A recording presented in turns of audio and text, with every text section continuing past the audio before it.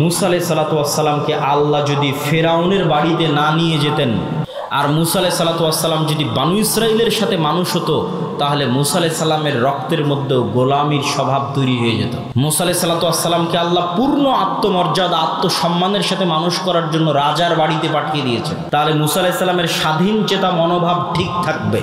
স্বাধীন চেতা মনোভাবের প্রমাণ কোথায়?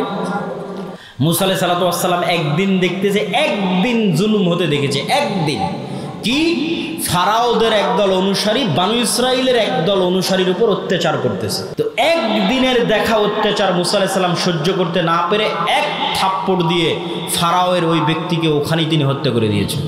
তো তখন আমি উদাহরণ মিলালাম, যারা তো আজকের যুগের বানু ইসরাইল, এই যুগের মুসলমানদের কাছে যদি মুসা আলাইহিস সালাতু ওয়াস সালাম প্রেরিত হতেন, তাহলে এই উত্তরগুলোই পেতেন যেই উত্তরগুলো বানু ইসরাইলেরা দিয়েছিল।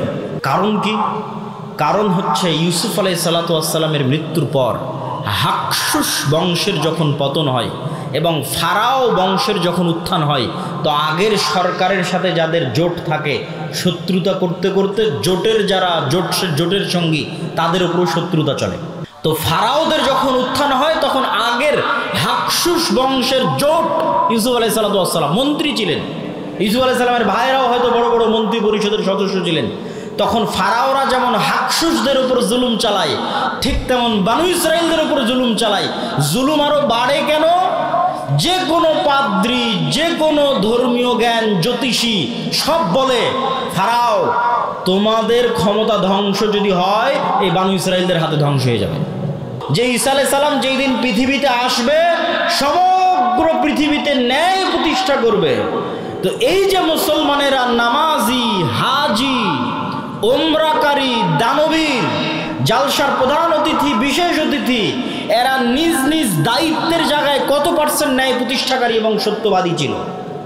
আর একটা উদাহরণ দেই, আপনাদের এখানেও এমন মানুষ বসে আছে, অত্র অঞ্চলে আছে, অত্র গ্রামে আছে, যে হয়তো হাজি, ওমরাকারী, নামাজি, কিন্তু তার বোনকে তার পিতার সম্পত্তিতে ন্যায়ের সাথে ভাগ দেয়নি। ন্যায়ের সাথে ভাগ দেওয়া মানে একদল আছে ভাগ থেকেই বঞ্চিত করেছে, আর একদল আছে ভাগ দিয়েছে ন্যায়ের সাথে দেয়নি। যেটা বেশি দামি রাস্তার পাশে ফরওয়ার্ড জমি সেটা নিজে নিয়েছে, যেটা কম দামি, কম আবাদ হয়, পানিতে ডুবে থাকে, সেটা বোনকে দিয়েছে। তখন আল্লাহ সুবহানাহু ওয়া তাআলা বলছেন, ঠিক আছে, এগুলো উৎপাদন করার জন্য তো শস্য, সবুজ শ্যামল জমি লাগবে। আছে আজও ফিলিস্তিন শস্য শ্যামল সবুজ জমি, প্রচুর পরিমাণে জাইতুন উৎপাদন হয়।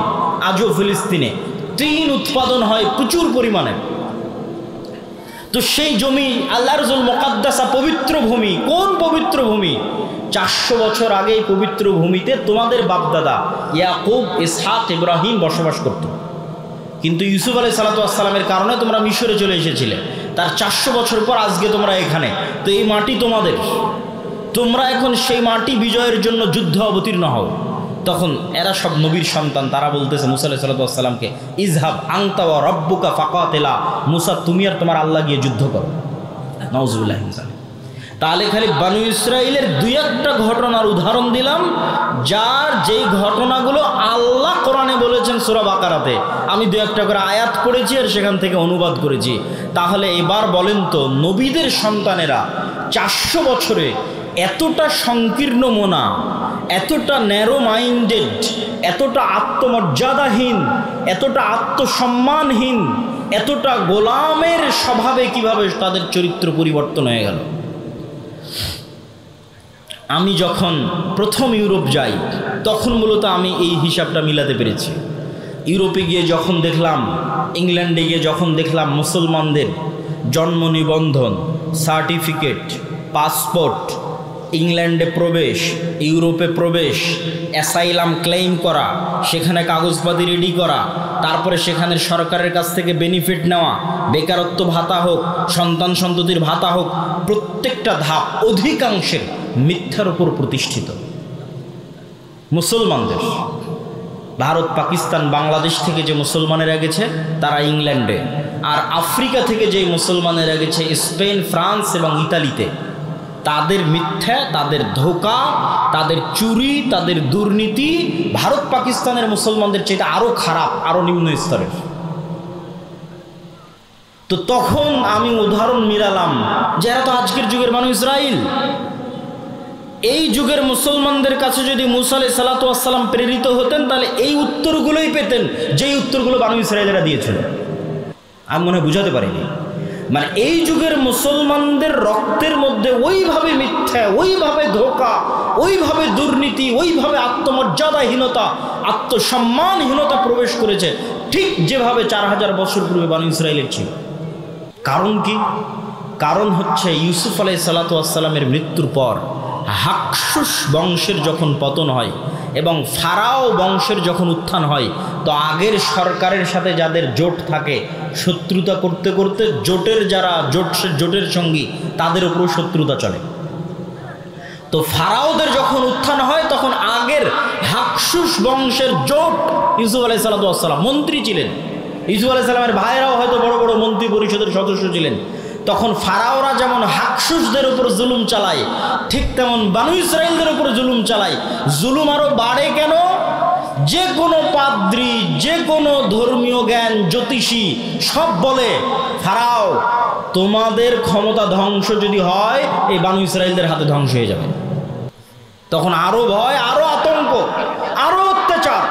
তো দীর্ঘ 300 বছরের জুলম, অত্যাচার এবং গোলামির জীবন। গোলামি করতে করতে চরিত্র নষ্ট হয়ে গেছে। গোলামি করতে করতে কিভাবে চরিত্র নষ্ট হয় তার উদাহরণ কি? এখানে 2 জন গোলামের মধ্যে যদি আমি একটা রুটি নিক্ষেপ করি তাহলে তারা 2 গোলাম রুটি নিয়ে কাড়াকাড়ি করবে। একটা রুটি পাওয়ার জন্য মিথ্যা বলবে, একটা রুটি পাওয়ার জন্য ধোঁকা দিবে, একটা রুটি পাওয়ার জন্য মারামারি লেগে যাবে। এটা জন্মগত স্বভাব তৈরি হবে গোলামদের মধ্যে। ঠিক মুসলমানদের একই অবস্থা হয়েছে 190 বছর ব্রিটিশদের গোলামি করার কারণে। আফ্রিকানদের মুসলমানদের একই অবস্থা হয়েছে 200-250 বছর স্পেন, ফ্রান্স, ইতালির ঔপনিবেশিক কলোনিয়াল শাসনের অধীনে গোলামি করার কারণে। গোলামি করতে করতে রক্তের মধ্যে মিথ্যা, ধোঁকা, দুর্নীতি প্রবেশ করেছে।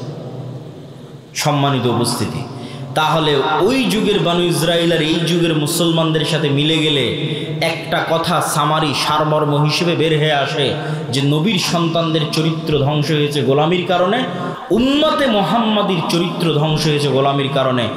আর এর বিপরীত কি ঘটেছে?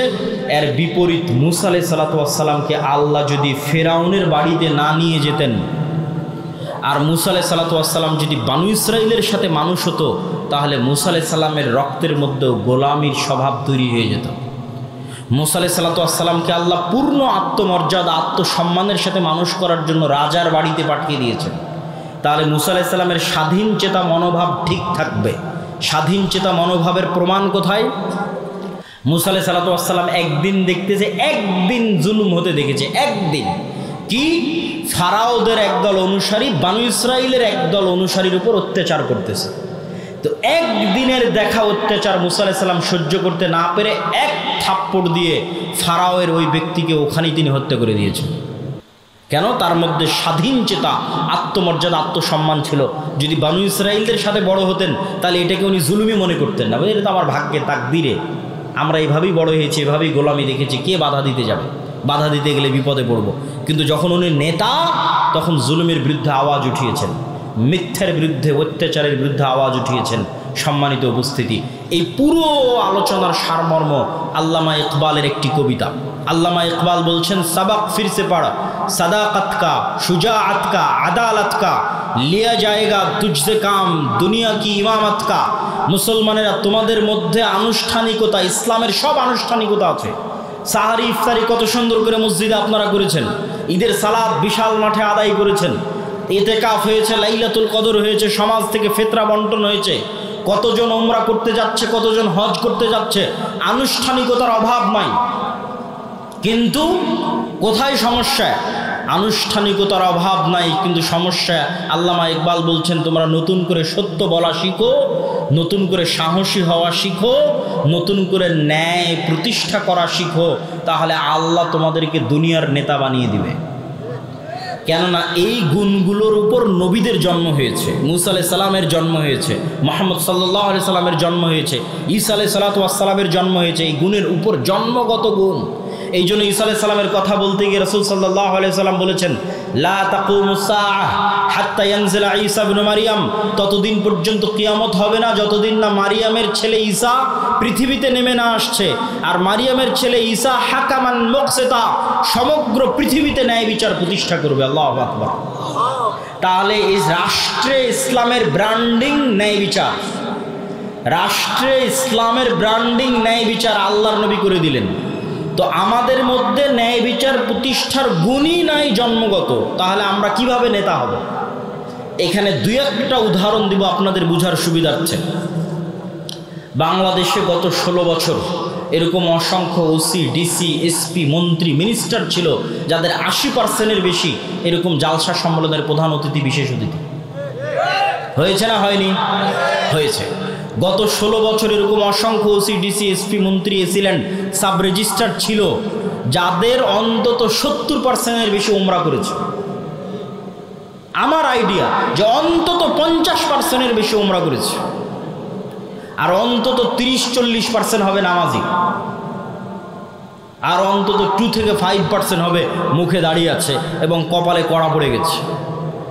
কিন্তু ওই যে ঈসা আলাইহিস সালামের জন্য আল্লাহর নবী যে শব্দ ব্যবহার করলো, যে ঈসা আলাইহিস সালাম যেই দিন পৃথিবীতে আসবে সমগ্র পৃথিবীতে ন্যায় প্রতিষ্ঠা করবে।